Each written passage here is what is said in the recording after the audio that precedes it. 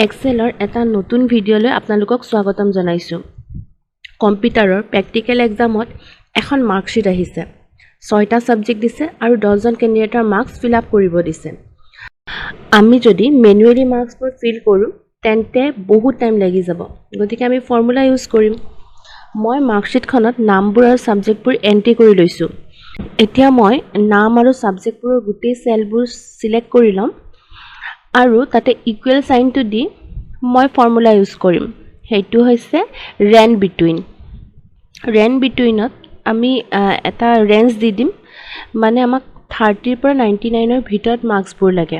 গতিকে মই Randbetween দি ব্ৰেকেটৰ ভিতৰত 30,99 এণ্টাৰ কৰি দিছোঁ। ইয়াৰ পিছত মই Ctrl+D ক্লিক কৰিম।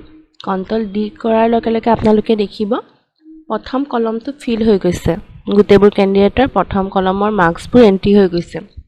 তাৰপিছত যেতিয়া আপোনালোকে Ctrl+R কৰিব তেতিয়া দেখিব গোটেইবোৰ মাৰ্কছ ফিল আপ হৈ গৈছে। গতিকে এইটো এটা শৰ্টকাট কি, আপোনালোকে মনত ৰাখিব আৰু আপোনালোকৰ বহুত কামত আহিব। যি মাৰ্কছবোৰৰ সাম কৰাৰো শৰ্টকাট কি আছে, সেইটো হৈছে Alt+ ইকুৱেল সাইনটো। দেখিব অটোমেটিক সামৰ ফৰ্মুলাটো ওলাই পৰিছে।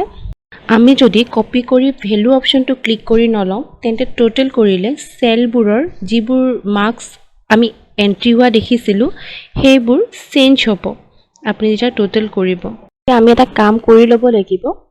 আমি যিকেইটা মাৰ্কছ এন্ট্ৰি কৰিছোঁ এইকেইটা সেল সিলেক্ট কৰি আমি কপি কৰি ল'ম। কপি কৰি তাতে ৰাইট ক্লিক কৰিম আৰু গোটেই সাবজেক্ট কেইটা নাম্বাৰ ভ্যালুলে কনভাৰ্ট কৰি দিম। এতিয়া যেতিয়া টোটেল কৰিব দেখিব আপোনালোকে একজেক্ট ভ্যালুটো পাব। আশা কৰিছোঁ এই ভিডিঅ'টো আপোনালোকৰ কামত আহিব। ধন্যবাদ।